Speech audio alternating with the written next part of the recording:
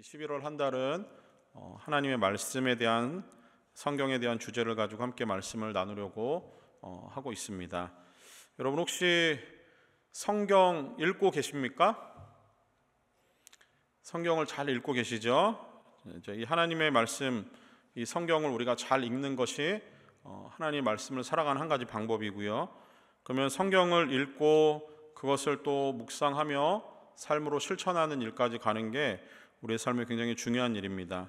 그래서 성경을 혹시나 우리 중에 성경을 읽지도 않고 또 성경책만 사랑하는 혹시 그런 사람이 있다면은 그거는 절대 안 되는 일입니다.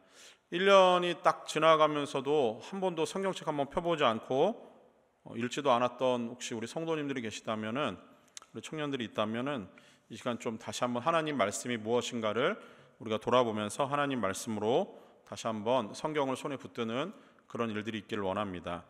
자, 성경은 인류의 역사상 두말할 것도 없이 가장 많이 팔린 최고의 베스트셀러입니다. 2023년 전 세계에서 가장 많이 팔린 책이 무엇이냐 묻는다면 두말할 것도 없이 성경입니다. 그래서 1955년 그 기네스북에 오른 그 내용 중에 하나가 성경은 25개국 언어로 번역되었는데, 이게 1955년에는 25개국 언어로 번역이 되었고 2023년 세계 성서공회에서 발표한 자료를 보면은 되게 놀라워요. 전 세계 7,396개의 언어가 있는데 그 가운데서 성경 전서, 그러니까 신구약 성경 66권이 모두 번역된 이 언어는 743개의 언어로 다 번역이 되었다고 합니다. 거기에 뭐 더해가지고 이제 신약 성경이나 아니면은 어떤 단편적인 성경으로 번역된 그런 성경들을 다 합치면은 3,786개의 언어로 성경은 이미 번역되고 있었다라고 하는 거예요. 이게 놓고 보니까 전 세계 인구의 59억 6천 명 정도가 성경 전서, 그러니까 66권의 성경을 가지고 있다라고 할 정도입니다. 성경이 판매되는 양도 엄청나요. 그래서 그 미국에서 이제 2005년에 조사한 결과에 따르면요, 그 매년 성경을 구입하기 위해서 지출되는 금액이 5억 달러에 이른다라고 해요. 2005년에 20년 전에 거의 5억 달러에 이를 정도로 성경을 많이 이렇게 구입을 한다라고 합니다. 좀 조사를 해보니까 한 목사님의 설교 자료를 참고해 보니까 지금까지 판매된 그 성경의 판매량을 그냥 얼추 추산해 보니까 에베레스트 산 높이의 120배에 이를 정도로 그 양이 엄청나다라고 합니다. 여러분이 알고 있는 성공하는 사람의 7가지 습관을 쓴 스티븐 커비가 그 책이 32개국, 그러니까 32개국의 언어로 번역되었고 2,500만 권이 팔린 엄청난 베스트셀러래요. 그런데 그 책을 뛰어넘어서 성경은 언제나 가장 높은 곳에 가장 많이 팔리는 책으로, 가장 많은 사람들이 소장하고 있는 책으로 성경은 그 기록을 깰 수 없을 정도입니다. 자, 이렇게 성경이 많이 팔렸다고 해서 이 사실이 되게 놀랍기도 하지만 저도 설교 준비하면서 찾아보니까 이렇게까지인 줄은 정말 몰랐어요. 그런데 매년 성경이 이렇게 많이 팔리는 책 중에 하나이다, 그 기록을 깰 수가 없다라고 하는 것도 또한 놀라운 사실이에요. 그런데 성경은 판매량이 최고이건 보유량이 최고이건 그 일은 그렇게 놀랄 만한 일은 아니에요. 사람들이 성경을 산다라고 하는 것은 한편으로 보면은 성경을 친근하게 생각하고 있다라고 하는 부분도 있고, 또 하나는 이 성경을 통해서 뭔가 유익을 얻을 수 있기 때문에 사람들이 이렇게 많이 성경을 사는 것에 있어서 좀 자주 접할 수 있는 기회가 있지 않나라는 생각을 합니다. 제가 그러면서 제 교회 오피스에 있는 책 중에 이제 성경이 도대체 몇 권이나 있는지 한번 좀 이렇게 가만히 한 권 한 권 세어보니까 그냥 딱 그 성경으로만 놓고 봤을 때 단권 성경까지 합쳐가지고 제 서재에 책이 그렇게 많지도 않은데 11권 정도가 성경으로 꽂혀 있더라고요. 그거 보면서 와, 성경을 진짜 많이 사서 모으긴 했다라는 생각을 그냥 쭉 하게 됐어요. 근데 아시다시피 한글 성경만 놓고 보더라도 한글 성경에는 번역으로 다른 번역들을 가지고 있는 성경들이 많이 있지요. 우리가 오늘 읽은 이 개역개정 성경은 문체가 약간 딱딱하고 또 어려운 한문이 이렇게 중간중간 섞여 있다 보니까 우리 젊은 세대에서는 이것들을 좀 다 읽고 해독하는 것이 그렇게 쉬운 것은 아닌 것 같아요. 그래서 요즘 읽기 쉽게 만들어진 번역본들이 많이 있습니다. 자, 그런데 성경에 대한 이 기본적인 지식이 얼만큼 있느냐, 그리고 또 성경의 내용을 얼만큼 파악하고 있느냐, 이것은 성경을 읽을 때 그 내용이 쉽다라고 해도 이렇게 쉽게 파악되는 부분은 아닌 것 같아요. 그러니까 성경을 접하는 것은 쉽지만 성경을 읽어내려가고 내용을 파악하는 것은 어떤 번역본이 되었건 그건 쉽지 않은 것 같습니다. 자, 그렇지만 성경은 내용을 다 파악하고 읽지 못해도 괜찮아요. 그 안에는 성경이 주는 여러 가지 유익이 있기 때문에 다 내용을 이해하지 못해도 사람들은 그 안에서 정말 많은 어떤 그 유익들을 얻어갑니다. 이것은 예수님을 믿든 믿지 않든 상관이 없어요. 성경을 읽으면 그 안에 담긴 다양한 교훈들, 또 지혜, 또 여러 가지 도덕적이고 윤리적인 그 교훈들을 얻게 되어 있습니다. 성경은 사랑이라고 하는 기본적인 이념을 담고 있는 책이기 때문에 사람이 윤리적인 삶을 살도록 인도해주는 책이기도 해서 성경은 그냥 예수 믿지 않는 사람도 많이 읽어요. 그리고 특별히 기독교인이 성경을 읽는다고 하는 것은 신앙의 성장과 성숙의 관점에서 봤을 때는 굉장히 필수적인 부분이고, 이것을 매일매일 습관적으로 읽는 것이 너무 중요한 거예요. 그래서 성경을 읽고 그 삶의 방향을 정하고 그 말씀에 순종하는 훈련을 통해서 우리는 더욱더 예수 그리스도를 닮아가는 성숙한 그리스도인으로 자라게 되어 있다고 하는 겁니다. 또한 또 어떤 교회들은 이 직분자를 세울 때 성경을 얼마나 많이 알고 있는지, 성경에 대해서 얼마나 많은 훈련을 받았는지를 한 가지 조건으로 세워서 적용하는 교회들도 상당히 많아요. 그래서 성경을 통해서 교리 공부라든가 제자 훈련이라든가 아니면 우리 교회가 하는 삶 공부 이런 것들 다 포함이 되어 있는 거고, 예배, 기도, 큐티 이거 다 성경을 가지고 교회에서 해야 되는 일들이기 때문에 교회에서는 성경이 없으면은 이런 중요한 작업들을 할 수가 없습니다. 저 역시 마찬가지인 것 같아요. 성경이 없었다라고 하면은 저는 아마 진짜 굶어 죽었을 겁니다. 왜냐하면 제가 하는 일 자체가 이 성경을 공부하고 연구하고 또 이 묵상하고 설교 준비하고 여러분과 나누고 또 여러분에게 성경을 가르치고 하는 이런 일들을 하다 보니까 성경이 만약에 없었다면 저는 그냥 아무것도 할 수 없는 그런 사람이라는 생각을 하게 됩니다. 또 그래서 제 주변에 그 성경에 대해서 많이 읽으신 분들도 있고, 어떤 분들은 성경을 필사 이렇게 창세기부터 요한계시록까지 필사를 하시는 분들도 있어요. 참 대단하신 분들이 많습니다. 이렇게 성경이 우리에게 꽤나 익숙한 책이라고 한다라고 하면은 여러분은 그러면 성경을 얼마나 자주 그것에 대해서 깊은 마음을 가지고 바라보고 계시는지, 읽고 계시는지 다시 한번 질문을 드려봅니다. 자, 이렇게 성경이 많다고 하고 또 성경이 많이 팔린 책이고 또 많은 언어로 그 성경이 번역되었다라고 하더라도, 그래서 성경이 우리에게 주는 유익이 여러 가지가 있다 하더라도 그 성경은 읽을 때, 그리고 그 말씀을 공부하고 묵상할 때, 더 나아가서 그 말씀을 나의 삶으로 적용해 나갈 때 그것이 우리에게 비로소 하나님의 말씀이 주는 권위 아래 큰 유익을 누릴 수 있는 책이라고 하는 거예요. 왜냐하면 성경책은 하나님의 말씀을 기록한 책이기 때문에 그렇습니다.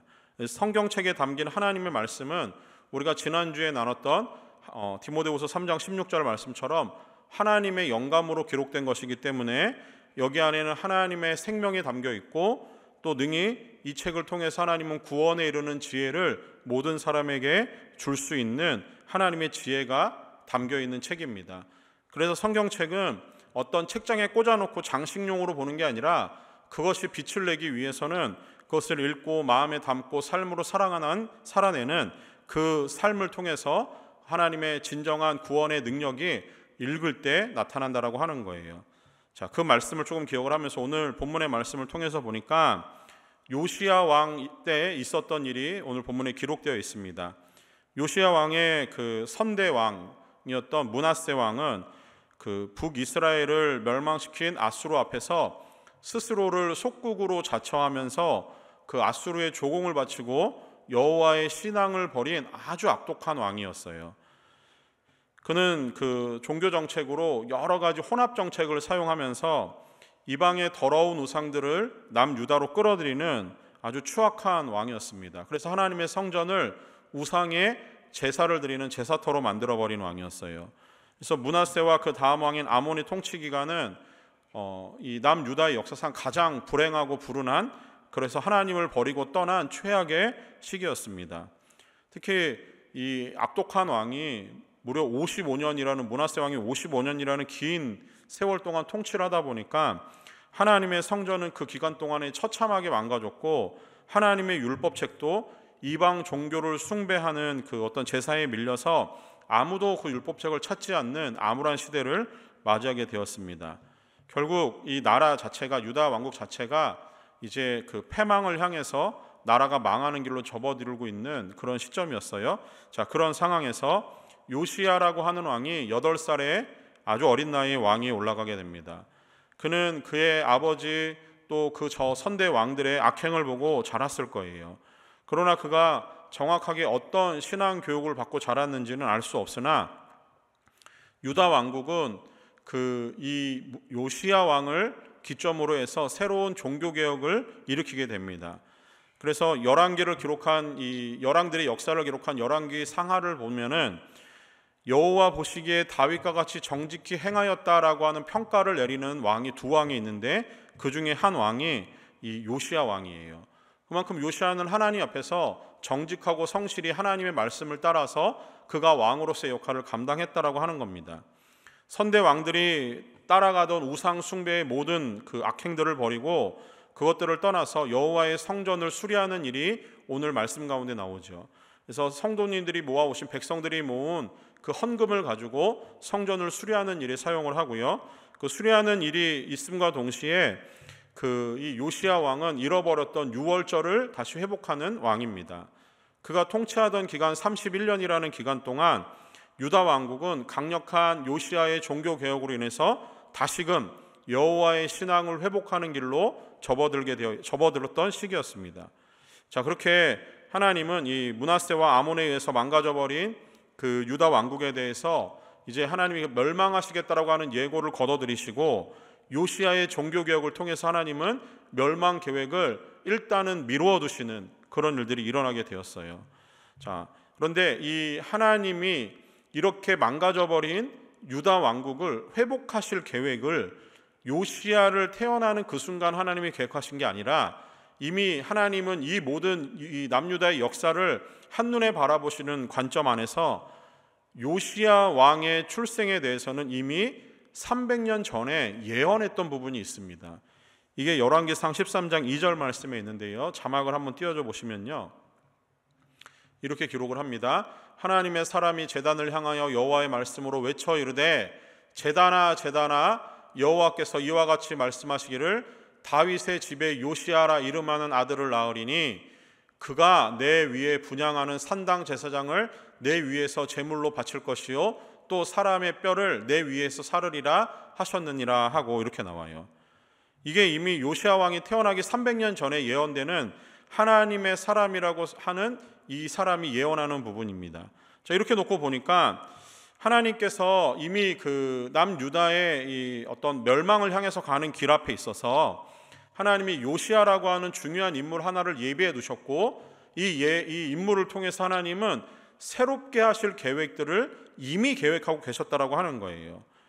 자, 이 관점에서 봤을 때 여기서 이 요시야는 그가 왕이 오르면서부터 그 우상들을 깨뜨리고 우상들의 제단을 헐어버리고 거기에 여호와의 신앙을 회복하는 그 일들에 몰두하게 됩니다. 그런데 요시야가 이 일을 처음부터 했던 건 아니에요. 요시야도 처음에 이 어린 나이에 이 모든 것들을 감당하기는 쉽지 않았을 겁니다. 요시야라고 하는 이 왕이 그것들을 준비하는 시간도 있었고 또 이 종교적인 개혁을 1차, 2차 이렇게 나누어서 진행을 할 때 요시야의 종교개혁에 아주 핵심적으로 그 종교개혁에 불꽃을 붙이는 한 가지 사건이 나타나게 돼요. 자, 요시야라고 하는 그 왕의 이름 앞에 그 하나님께서 그 일을 하시는 데 있어서 오늘 우리가 읽은 본문 말씀에서 요시야의 이 종교개혁에 있어서 어떤 불을 붙이는 핵심적인 사건이 무엇이었냐면은 성전을 수리하는 과정에서 하나님의 율법책이 발견되는 것이 핵심적인 사건이 됩니다. 요시야는 이 율법책의 발견으로 인해서 자신이 시행하려고 하는 종교개혁을 하나님의 말씀 중심의 종교개혁으로 바꾸어요. 율법책을 얻고 나서 요시야는 그 제사장이 낭독하는 이 율법의 말씀을 듣기 시작합니다. 그리고 그가 율법의 말씀을 듣고 하나님의 말씀을 듣고 그의 옷을 찢고 회개합니다. 그리고 그 율법책을 온 백성 앞에서 낭독하도록 이 종교개혁의 어떤 폭발적인 힘을 하나님 말씀에서 그는 찾았습니다. 그래서 요시야 왕은 이 일을 하나님 말씀에 발견해서 그 말씀을 읽게 하는 데서부터, 그 말씀을 해석하는 데서부터 하나님의 말씀으로 돌아가자라고 하는 종교개혁이 일어났다고 하는 거예요. 이거는 단순히 그 요시야 왕의 탄생, 그의 탄생을 예고했던 300년 전에 있었던 예언, 이 모든 것들을 합쳐서 놓고 봤을 때 요시야 왕의 어떤 능력이 아니라 하나님은 이미 말씀으로 개혁할 준비를 요시야라는 왕을 통해서 준비하고 계셨다라고 하는 거죠. 그러니까 하나님이 얼마나 치밀하게 하나님의 백성들이 살아갈 길을 예비하고 준비하시는지 우리는 하나님의 말씀이라는 것을 통해서 깨닫게 됩니다. 결국 요시야의 종교개혁은 하나님의 말씀의 발견으로 인해서 그의 온 나라가 하나님 앞에 돌아서게 되는, 하나님의 은혜를 경험하게 되는 그 사건으로 나타나게 되는 겁니다. 그리고 하나님 말씀이 선포되고 하나님 말씀에 순종하며 살아가는 그 시대를 하나님이 기뻐하시는 시대로 만들어냈던 것이 하나님의 말씀이 발견되는 요시야 시대에 있었던 일이라고 하는 거예요.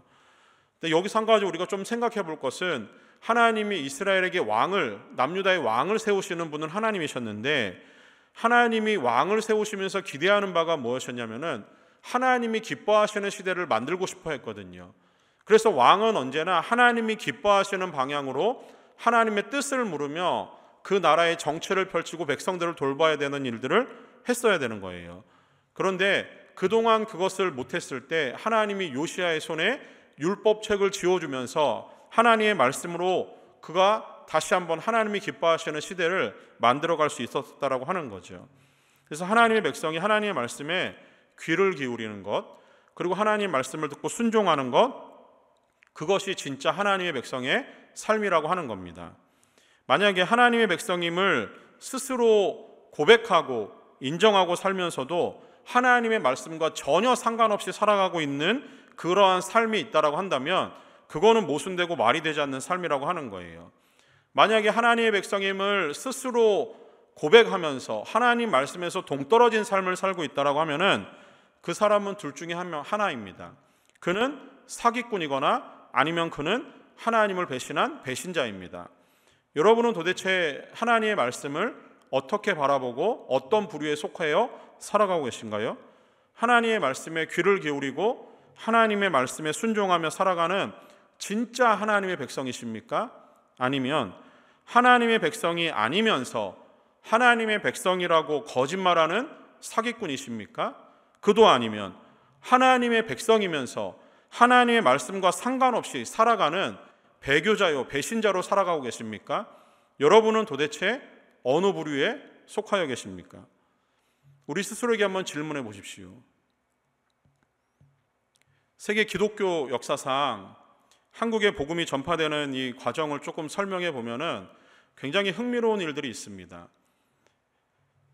다른 모든 지역들은 이런 특성이 나타나지 않아요. 그런데 한국 선교에서만 나타나는 특성 중에 하나가 뭐냐면, 특징이 선교사님이 들어오기 이전에 이미 성경 말씀이 한국어로 번역되어서 사람들에게 읽혀지고 있었다라고 하는 거예요. 한국 기독교 역사를 조금 살펴보면은 1866년 토마스 선교사가 한국 선교를 위해서 입국하는 과정에서 순교를 당하게 됩니다. 그러면서 토마스 선교사는 한문으로 되어져 있는 성경 한 권을 주면서 이런 말을 남겨요. 나는 죽어도 좋으니 이 책은 꼭 받아달라라는 부탁을 하면서 죽습니다. 그런데 그것은 그때 주워들고 읽을 만한 그 책이 아니었어요. 왜냐하면은 성경을 들고 읽는다라고 하는 거는 나라의 법을 어기는 거였거든요. 그때 이 토마스 선교사님을 직접 처형했던 박충권이라는 사람이 몰래 그 책을 주워들고 읽기 시작합니다. 그리고 그가 회심하여서 안주교의 영수가 돼요. 영수는 뭐냐면은 당시에 목사의 직분은 아니지만 예배를 드리고 사람들에게 하나님 말씀을 전하면서 교회를 관리하는 장로님 정도 되는 직분을 가진 사람을 영수라고 했어요. 토마스 선교사를 죽인 이 사람이 안주교의 영수가 됩니다. 그리고 그의 조카였던 이영태라고 하는 사람은 나중에 평양 숭실 전문학교를 졸업한 뒤에 미국 남장로교회 레이놀즈 선교사님을 도와서 한국인 성경번역위원회에 도움을 주는, 한국말로 도움을 주는 그 번역사가 됩니다. 그래서 그 사람이 세운 공로는 한글 성경을 번역하는 일에 그 사람이 큰 공을 세워요. 그와 동시에 1872년에 만주, 그러니까 중국에 있는 그쪽 땅에서 토마스 선교사의 순교 소식을 접한 존 로스 선교사님이 그때 이제 중국을 왔다 갔다라고 하는 이 보따리를 메고 왔다 갔다 하는 상인들의 틈에 노끈 성경을 전달을 합니다. 그러니까 노끈, 그러니까 옛날 어떤 끈 종류 중에 하나인데 노끈에다가 성경을 빼곡히 기록한 성경을 이 보따리상에다 전달을 해요. 그래서 이미 1872년에 보따리상을 통해서 노끈 성경이 조선시대에 들어와 있는 실정이었어요. 뿐만이 아니라 1882년 존 로스와 맥킨타이어 이 선교사님들이 이응찬, 김진기, 백홍준과 함께 헬라어 원문을 직접 번역해서 누가복음 한글 성경을 번역을 해냅니다. 이게 되게 놀라운 일이었어요. 당시 번역본들은 대부분 라틴어를 번역을 했던가 영어를 번역하는 일이 대부분이었는데 직접 헬라어 원문을 번역을 해가지고 한글 성경을 만들었다라고 하는 거예요. 그러면서 그때 신약 성경이 완성되어서 예수 성교 전서라고 하는 이미 신약 성경이 출판되었습니다. 자, 그리고 일본에서는 조선 사람이었던 이수정이 한문 성경에 이 토를 달아서 거기 조서 같은 걸 달아가지고 현토 한한 신약 전서 마가전을 출판을 하기 시작했어요. 뿐만이 아니라 성경이 보급되는 것과 동시에 첫 선교사로 알렌 선교사가 1885년에 이제 드디어 입국을 합니다. 이듬해 1886년에는 언더우드 선교사님과 아펜젤러 선교사님이 입국을 해요.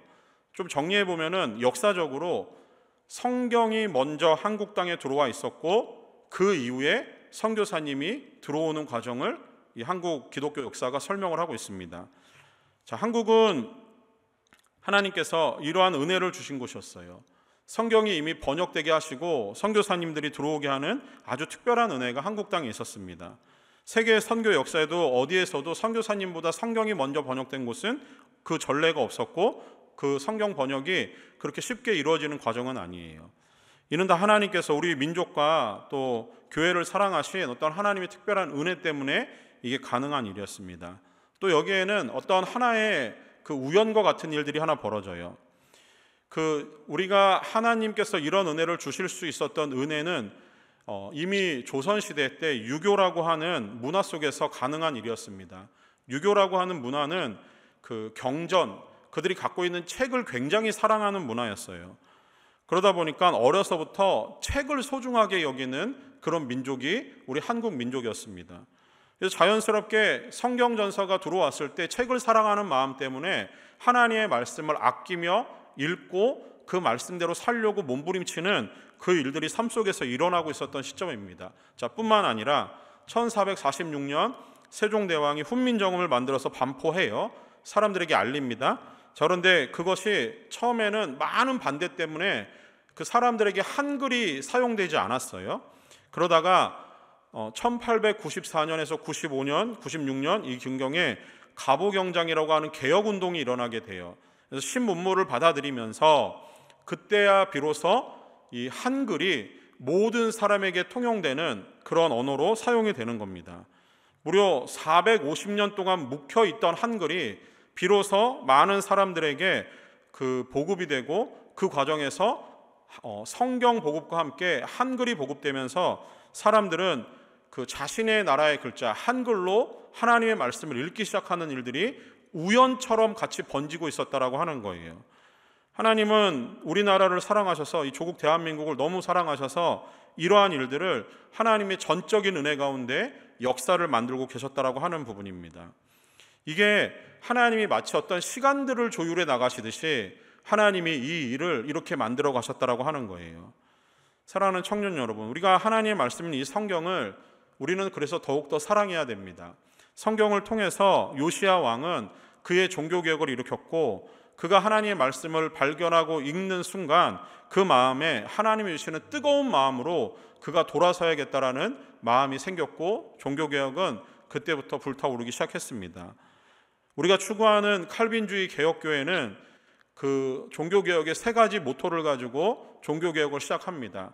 그 중에 하나는 솔라 피데라고 해서 오직 은혜, 그 다음에 솔라 그라시아라 해서 오직 은혜, 오직 믿음, 오직 은혜, 그 다음에 솔라 스크립출라라고 해서 오직 성경, 이 세 가지예요. 오직 믿음, 오직 은혜, 오직 성경, 이 세 가지의 큰 모토를 가지고 종교개혁을 실천합니다. 그 중에 하나가 오직 성경으로만 개혁한다라고 하는 거예요. 하나님의 권위의 말씀, 성경 말씀을 하나님의 권위에 두고 인정하는 것이 여러분이 다니고 있는 임마누엘 장로교회 개혁교회가 추구하는 방향입니다.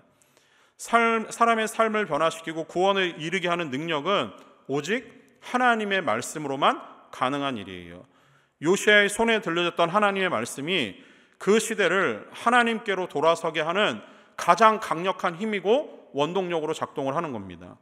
일제에 의해서 지배당하고 나라를 빼앗긴 이 한국 사람들의 비통한 마음에 큰 위로와 힘을 주고 믿음으로 버티며 살아가게 했던 그 힘과 원동력은 바로 번역되어졌던 하나님의 말씀, 한글 성경 때문에 가능한 일이었어요.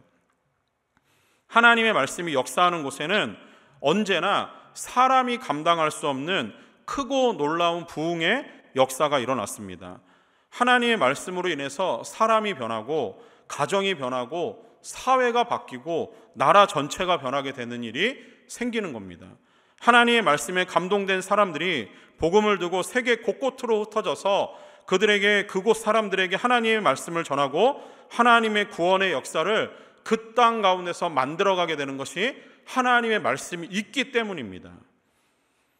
하나님의 말씀은 곧 하나님이 주시는 생명의 말씀이기 때문에 그것은 언제나 구원의 역사를 만들어가는 능력이 되는 거예요. 하나님의 말씀이 생명의 말씀이기 때문에 반드시 죽은 영혼을 살릴 수 있는 유일한 힘은 하나님의 말씀에 있다라고 하는 겁니다. 하나님의 말씀은 힘과 모든 사람에게 생기를 주는 능력이 있기 때문에 아픈 자에게, 고통당하는 자에게 희망이 되고 그를 낫게 하는 능력의 말씀으로 작동을 하는 겁니다. 하나님의 말씀은 가장 강력한 생명의 빛이기 때문에 어둡고 더럽고 추악한 사탄의 능력을 깨뜨리고 뚫고 지나가게 하는 힘이고 영적인 힘의 동력이 되는 것이 하나님의 말씀입니다. 사랑하는 여러분, 하나님의 말씀에 여러분의 삶의 모습들을 놓고 한번 잔잔히 비추어 보십시오. 여러분의 삶의 변화와 하나님이 주시는 능력과 영혼의 강건함을 여러분이 원하신다고 한다면 여러분은 지금이라도 하나님의 말씀을 들고 읽고 그것을 공부하고 묵상하며 삶으로 살아가야 됩니다. 적어도 그리스도인으로 살아가기를 원하신다라고 한다면 여러분은 성경책을 사랑하는 태도를 넘어서 하나님의 말씀, 성경을 인정하시고 그 권위를 하나님의 권위에 두시고 늘 자신의 삶을 말씀에 비추어 반성하고 반성된 말씀으로 나의 삶을 개혁하는 태도를 가지고 살아갈 수 있기를 소원합니다. 칼빈주의적 개혁주의를 표방하는 모든 개혁교회는 늘 날마다 개혁되어야 한다라고 하는 아주 중요한 어떤 하나의 표어를 내걸고 있어요. 여러분의 삶은 늘 개혁되어야 합니다. 교회는 늘 개혁되어야 하는 거예요. 그것은 하나님의 말씀으로만 개혁될 수 있다라고 하는 거예요. 교회의 머리로 예수 그리스도를 인정하고 살아가신다라고 한다면, 성경을 하나님의 말씀으로 인정하는 성도라고 한다면 성경을 손에 드시고 성경의 말씀대로 자신의 삶을 거기에 비추어 살아갈 수 있기를 소원합니다. 날마다 성경에서 주시는 아름다운 교훈을 쫓아서 살아가시고 그 말씀에 순종함으로 여러분의 삶의 개혁들을 이루어갈 수 있는 믿음의 사람들 되기를 원합니다. 하나님의 말씀이 우리의 삶을 반드시 변화시킬 거라는 믿음을 가지고 여전히 여러분의 손에 있는 그 성경을 손에만 들고 다니지 마시고 펴서 읽을 수 있는, 그리고 그 말씀대로 살아갈 수 있는 모든 믿음의 사람들 될 수 있기를 간절히 소망합니다.